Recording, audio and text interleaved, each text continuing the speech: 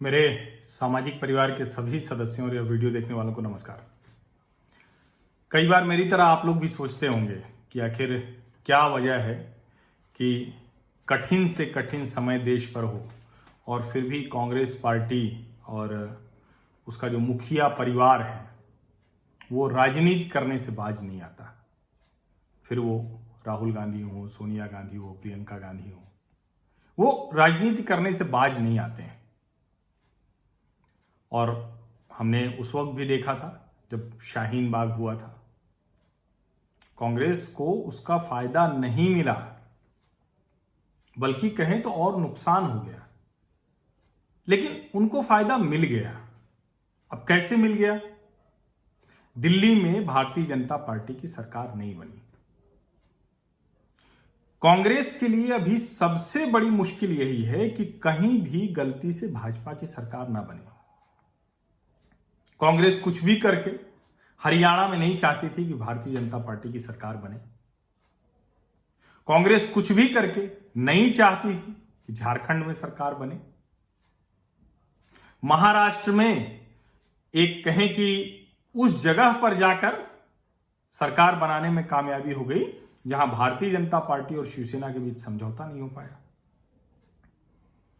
क्योंकि कांग्रेस के मुखिया परिवार गांधी परिवार का बड़ा संकट यह है कि ढेर सारी जो फाइल्स खुली हुई हैं, जो भ्रष्टाचार के मामले हैं, उसको जिसको हम लोग कहते हैं ना कि सुलटा देने में, संभाल लेने में वो कामयाबी नहीं मिल रही है इस वक्त।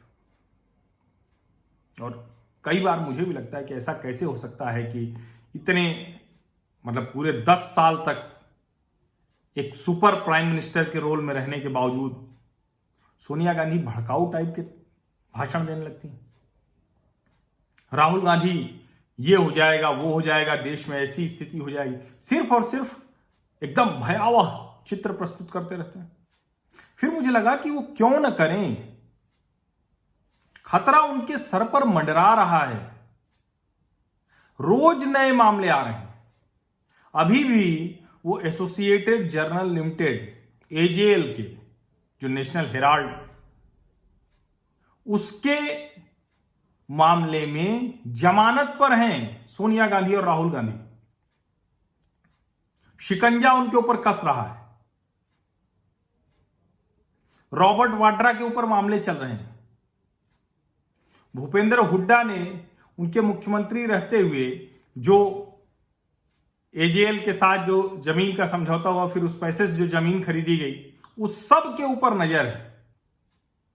भारतीय जनता पार्टी के सांसद और गांधी परिवार के पीछे नहा धोकर एकदम पड़े हुए सुब्रमण्यम स्वामी, वो रोज कह रहे हैं कि बस आज नहीं तो कल ये लोग जेल जाने वाले हैं। ऐसे में सोनिया गांधी को पता है कि देश का भला हो बुरा हो, अभी तो पहले अपना भला देखना है ना। अब आज भी ईडी ने, एनफोर्समेंट डायरेक्टरेट ने, ईडी ने मुंबई के बांद्रा में एक 11 मंजिला इमारत सील कर दी, अपने कब्जे में ले ली। मामला क्या है? वही एजेएल, एसोसिएटेड जर्नल वाला, जो नेशनल हेराल्ड की प्रकाशक कंपनी, मूल कंपनी, मालिकाना हक वाली कंपनी, उसमें पीएमएलए के तहत कार्रवाई हुई है, prevention of money laundering act. हवाला का मामला है, इधर से रकम उधर गई, हरियाणा से बांद्रा क्या हुआ, कैसे हुआ, वो सब है इसमें। वैसे तो उसकी कीमत 16 करोड़ कुछ 30 लाख ऐसे बताई जा रही है, लेकिन ये कागज पर है।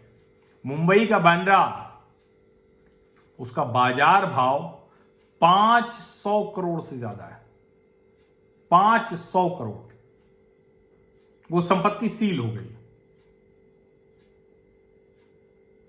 और इसीलिए जो इसमें जो सुब्रमण्यम स्वामी जो तार जोड़ते हैं ना, उसमें बताया उन्होंने कि जो एसोसिएटेड जर्नल की 99.3% शेयर है वो कंट्रोल्ड कौन करता है? वो यंग इंडिया एक कंपनी है जिसमें राहुल और सोनिया 76% मालिकाना हक है। अखबार चलाने के लिए जमीनें, संपत्तियां ली, कुछ नहीं चला, उसका कमर्शियल इस्तेमाल किया। इस तरह के गंभीर आरोप हैं यहां। और उन आरोपों के आधार पर लगातार कार्रवाई हो रही है। सीबीआई, ईडी ये सब जांच कर रही है, अदालतों में मामला है, जमानत पर है वो। और हम आप उम्मीद करते हैं कि सोनिया गांधी, राहुल गांधी को इस वक्त राजनीति नहीं करनी चाहिए, देश एकजुट है तो रहना चाहिए, क्यों प्रवासी मजदूरों को भड़काना चाहिए, अपनी राज्य सरकारों के जरिए क्यों नहीं अच्छा काम करना चाहिए, क्यों सिर्फ उंगली उठाने वाले काम करने चाहिए। समझ में आता है कि जब वो इतनी मुश्किल में फंसे हुए हैं, ये जो करप्शन वेब है, अब उसमें वो खुद फंसते हुए दिख रहे हैं, तो उनको कहां ये चिंता होगी। उनको महामारी की चिंता नहीं, उनको दूसरी चिंताएं नहीं है। तो मुझे भी कई बार लगता है, बड़े जिसको कहते हैं ना कि भलमनस तरीके से सोचता हूं, तो लगता है कि अरे सोनिया जी को ऐसी राजनीति क्यों करनी चाहिए, राहुल जी को ऐसी राजनीति क्यों करनी चाहिए। इस वक्त देश मुश्किल में है, महामारी का दौर है, फिर जब इससे उबर जाएंगे तो लड़ लेंगे। लेकिन उनको पता है कि कानूनी कार्रवाई तो अभी चल रही है, लगातार मामले आ रहे हैं, कभी भी वो जेल जा सकते हैं, तो भला क्यों न राजनीति करें। इसको आप अच्छे से समझिए। और इसीलिए मैं भी डिस्काउंट करता हूं, आप भी डिस्काउंट कर लीजिए कि कांग्रेस और गांधी परिवार, या कह लीजिए गांधी परिवार की अगुवाई वाला कांग्रेस, वो तो ऐसे ही राजनीति करेगा, क्योंकि उसकी अपनी चिंताएं, उसके अपने स्वार्थ, वो देश नहीं है, देश की एकता नहीं है, ये महामारी नहीं है, उनकी अपनी चिंताएं, अपना स्वार्थ, अपने हक की लड़ाई। और सोचिए कि वो बेचारे बूढ़े मोतीलाल वोरा वही सब हैं, एजेएल के एमडी वही हैं, तो वो भी इस मामले में जाएंगे। तो ये स्थिति है। तो जब तक ये गांधी परिवार वाली कांग्रेस रहेगी, ये ऐसी ही राजनीति करेगी, आप निश्चिंत रहिए। इसलिए अब उसको मैं डिस्काउंट कर रहा हूं, आप भी डिस्काउंट कर दीजिए। चौंकेंगे नहीं हम लोग कि कांग्रेस ये राजनीति क्यों कर रही है। हाँ, उसकी उस राजनीति को पकड़ लेना है, उस पर उंगली रख देना है और उसको बता देना है कि देखिए जो आप लोग कर रहे हैं, कांग्रेस में भी हैं, तो ये आप समझिए, ये आपकी पार्टी ये राजनीति कर रही है। आप कहेंगे इससे क्या होगा, बहुत कुछ होता है। ज्योतिरादित्य सिंधिया आ गए ना सत्ता की ही वजह से, या जिस भी वजह से आए, लेकिन ढेर सारे लोग आए ना, वरना कहां कल्पना थी कि ये कांग्रेस छोड़ के आएंगे। और ऐसे ढेर सारे लोग, और इन नेताओं को छोड़ दीजिए, जनता भाग गई ना। 4% मत दिल्ली में मिला है, वो खुश हो लें कि भाजपा की सरकार नहीं बनी। लेकिन इस गांधी परिवार के स्वामित्व वाली जो कंपनी कांग्रेस है, वो भी अब उस पर किसी का भरोसा नहीं रहा है। तो अभी सिर्फ ये कि बांद्रा में इमारत सील हुई है, ऐसे बहुत कुछ अभी सील होना है। और वो दरअसल यही सबसे बड़ी वजह है जिसकी वजह से उनको बर्दाश्त नहीं है कि नरेंद्र मोदी ताकतवर हो, भारतीय जनता पार्टी ताकतवर हो, या कहीं भी ऐसा कुछ हो जो उनके हितों को सुरक्षित न रख पाए। शिवसेना से तो कांग्रेस का और ज्यादा बैर था। बाला साहब ठाकरे ने कभी ढंग की जुबान में बोला ही नहीं, लेकिन उनको पता है कि अभी हम अपने हित हक सुरक्षित रख पाएंगे। इतनी सी बात है, सोचिए। बहुत बहुत शुक्रिया, धन्यवाद। और अगर आप इस तरह की जानकारी, बातचीत, चर्चा, तथ्य, तर्क वो सुनना समझना चाहते हैं, मेरे साथ इस सामाजिक परिवार में जुड़ना चाहते हैं, तो सब्सक्राइब कर लीजिए इस चैनल को, नोटिफिकेशन वाली घंटी दबा दीजिए। बस इतना भर आप कर देंगे तो आप मेरे सामाजिक परिवार का हिस्सा बन जाएंगे।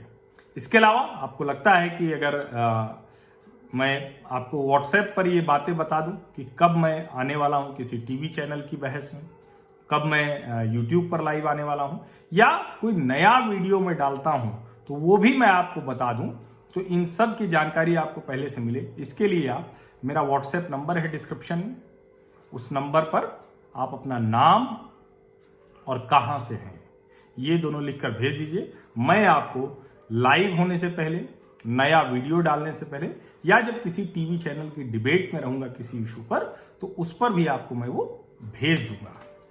और कई बार होता है कि हो सकता है कि आप भेजें और मैं आपको न जोड़ पाऊं, क्योंकि मैं खुद ही जोड़ता हूं, तो 24 घंटे इंतजार कीजिए, नहीं तो फिर से एक संदेश डाल देंगे तो मैं आपको जरूर जोड़ लूंगा।